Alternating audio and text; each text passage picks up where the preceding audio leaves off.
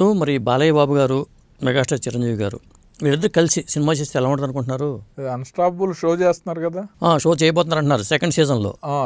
ఆ షో వస్తే ఆటోమేటిక్గా నెక్స్ట్ వాళ్ళిద్దరు కాంబినేషన్లో సినిమా కూడా ప్లాన్ చేస్తారు. మంచి కథ దొరికితే ఉంది చేయటానికి, వాళ్ళిద్దరూ పాజిటివ్ కదా. అవును, ఇద్దరు ఒకళ్ళంటే ఒకళ్ళకి ఇష్టం. తర్వాత ఊరినేనండి హీరోల మధ్యలో అభిప్రాయ భేదాలు లేవనేది కూడా స్పష్టమైపోతుంది. లేదు, అసలు ఎప్పుడూ ఉండవు అభిప్రాయ భేదాలు అనేవి ఉండటానికి. ఏమన్నా వాళ్ళకి ఆస్తి గొడవలు ఉన్నాయి, అభిమానుల అపోహది అంతే. అభిమానుల అపోహని కొంతమంది కొన్ని మీడియాలు కొన్ని రాతలు రాయటం వల్ల అభిమానులకి వాళ్ళకి అపోహలు అపార్థాలు జరగటం తప్ప ఏ హీరోకి పడని హీరో అంటూ ఎవరు ఉండరు.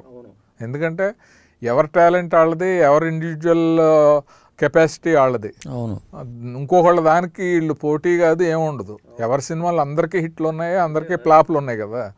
అసలు ఆ ఫీలింగ్ అనేది హీరోల మధ్యన ఉండదు. అది లేదు అని ఎస్టాబ్లిష్ అవ్వటానికి ఒక ప్లాట్ఫామ్ కావాలి. ఇప్పుడు విజయశాంతి గారు, చిరంజీవి గారు 30 ఏళ్ళు 25 ఏళ్ళు కలవలేదు.